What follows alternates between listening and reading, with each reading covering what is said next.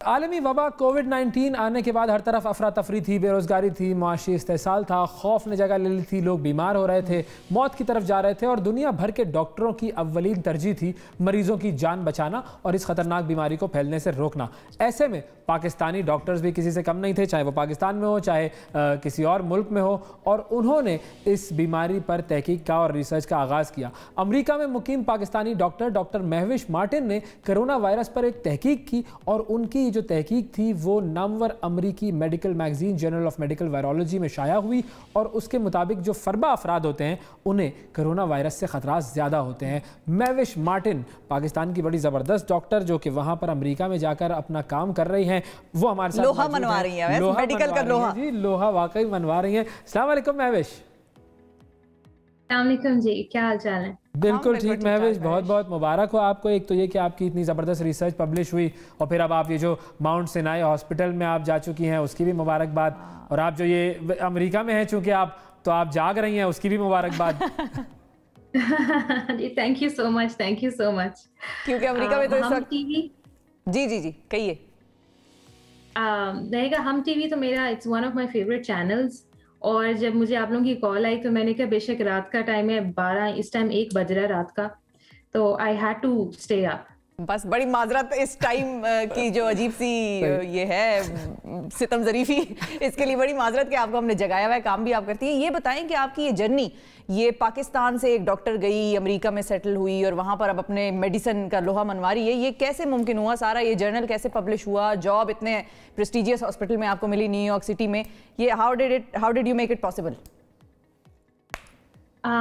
Shifa, I would say it's a great question, but I think it all goes down to कि मैं एक दफ़ा जब अपना माइंड बना लेती हूँ कि मैंने कोई काम करना है तो वो मैंने करना ही करना होता है, चाहे जो मर्जी हो जाए।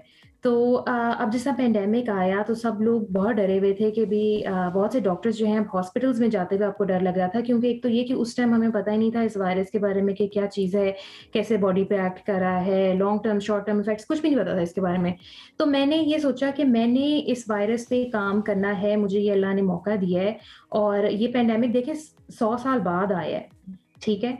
तो इसमें मैं ये चाहती थी कि मैं अपनी जो है ना वो खिदमात अपनी मेडिकल प्रोफेशन की, ये मैं जो है इनको ज़रूर सर अंजाम दूँ। और मैंने I actually asked a lot of other people to who would want to join me, but वो उस टाइम के यार क्या रिसर्च करनी है, चलो छोड़ो परे। अब जब ये इतनी हिट हुई, इतना सक्सेस मिला, तो now they are all coming back, यार हमें भी डालो रिसर्च में, यू नो। सो जबरदस्त। वैसे आप रिसर्च की तरफ गई कैसे? लोग तो नॉर्मली रिसर्च की तरफ जाते नहीं है ना, डॉक्टर तो कहते हैं बस मरीजों को आप बस सही करें और पैसे कमाएं, बड़े-बड़े नुस्खे दें, बड़े-बड़े। आप कैसे आ गई रिसर्च की तरफ? देखिए, रिसर्च एक वाहिद चीज़ थी जो मैंने नहीं की थी कभी भी, तो और मुझे इससे बहुत ज़्यादा खौफ आता था कि पता नहीं क्या चीज़ है, कैसे रिसर्च करते हैं, पब्लिकेशन जो है कराना अमेरिका के अंदर इट्स अ बिग डील, और ख़ास तौर पे प्रेस्टिजियस जर्नल्स में कराना, उनके क्राइटेरियाज इतने सख्त हैं कि अगर आपका जो आर्टिकल या रिसर्च पेपर है वो उन क्राइटेरियाज पे का स्टैंडर्ड पे नहीं है तो दे जस्ट गेट रिजेक्टेड।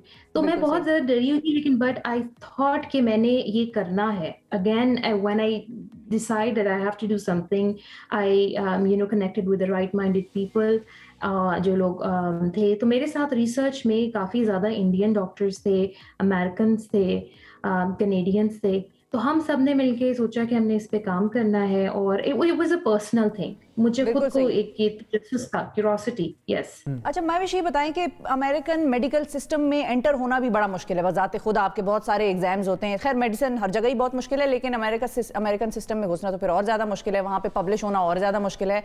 ये किस तरह कोई मुश्किलात आपकी थी? कोई एग्जाम्स जो क्लियर नहीं हो रहे थे, कुछ इस किस्म की थी प्रॉब्लम्स जो आपने फेस की?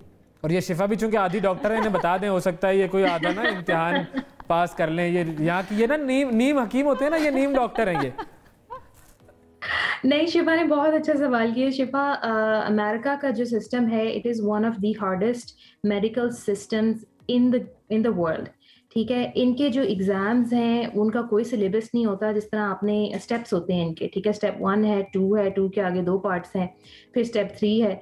तो ये इनका एक जो एग्जाम है वो 8 आवर लॉन्ग एग्जाम है, ठीक है। 8 घंटे का एग्जाम है और वो कंप्यूटराइज्ड है और कंप्यूटर ने आपका एग्जाम उसी वक्त जनरेट करना है। तो ये भी नहीं कि पेपर आउट हो गया, पर्चा आउट हो गया और आपने या पास पेपर से, हाँ, वो नकल वकल भी नहीं हो सकती।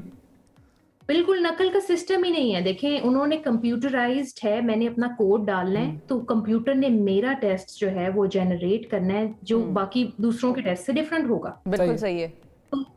तो वो एक उसमें आप वो नहीं कर सकते कि कोई बाहर निकले तो पर्चा बता दो, ये भी नहीं होता।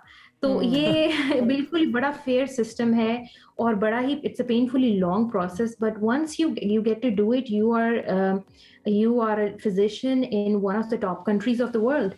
So you know that's the fruit, that's the तो आप जब पाकिस्तान से गई थी वहां पे, तो एग्जाम की गर्ज से गई थी या वहां पे मेडिसिन की अपनी प्रैक्टिस एस्टैब्लिश करने गई थी? इरादा क्या था व्हेन यू वर इन पाकिस्तान? और आप वापस आने का इरादा जाहिर है, पाकिस्तान की भी तो आपने खिदमतें करनी है, उसका क्या इरादा? बिल्कुल पाकिस्तान की खिदमत जो है वो तो बिल्कुल सरे फहरिस्त है और अभी भी कोशिश कर रही हूँ कि यहाँ पे बैठ के ही अमेरिका में पाकिस्तान की खिदमत करूँ जितनी कर सकती हूँ, रिसर्च सेक्टर पे काम किया जाए। मेरा इरादा ये था कि मैंने USMLEs वगैरह अपने करने हैं और you know just work on those, and I wanted to learn medicine from the best country in the world. I wanted to learn research from them and you know maybe कुछ कोशिश करें कि चीज़ें जो हैं वो transfer कर सकें, transfer of knowledge and research and wisdom from this side to this side of the world.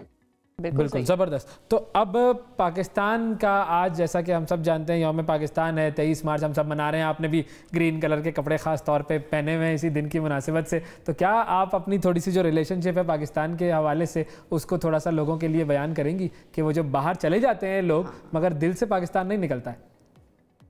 दिल से पाकिस्तान कभी नहीं निकलता, दिल से पाकिस्तान निकल ही नहीं सकता।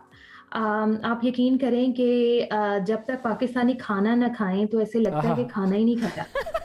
यकीन करें, क्योंकि यहाँ पे हर चीज़ अमेरिकन। आपका कॉफ़ी, अब तो मुझे चाय पर्सनली बहुत पसंद है, तो मुझे होता है कि मुझे चाय मिल जाए कहीं से। तो वो अमेरिकन आपके जो कलीग्स होते हैं वो कहते हैं वो चाय उनको समझ नहीं है, जो गोरे हैं या काले, वो they are all addicted to coffee. So वो है। फिर आपने जब शॉपिंग करनी है और पाकिस्तानी कपड़े चाहिए तो वो आप जब पाकिस्तानी बुटीक्स पे जाते हैं तो वो बड़ा एक यू नो जो मेमोरीज आती हैं। फिर किसी पाकिस्तानी से मिलना और उर्दू में बात करना, हाँ, उसका जो मजा है वो नहीं, वो किसी चीज का नहीं है, because every day we talk in English. हाँ, उर्दू बोलने का भी एक अलग बोलने का भी ये अलग मजा है। बिल्कुल बिल्कुल। फाइनली एक जुमले में पाकिस्तान की खवातीन के लिए, लड़कियों के लिए क्या मैसेज देंगी आप?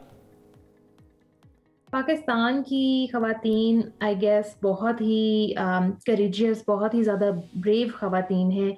ये लोग पाकिस्तान की खवातीन जो हैं काम भी करती हैं, यू नो घर का भी ख्याल रखती हैं और you know they take care of everything. Mother भी है, your mother, your sister, your daughter, you are playing so many roles at the same time and yet you always have a smile, you connect the family. I would just tell them that you know they are amazing, they are brilliant and they should keep working hard and never stop educating themselves or their children.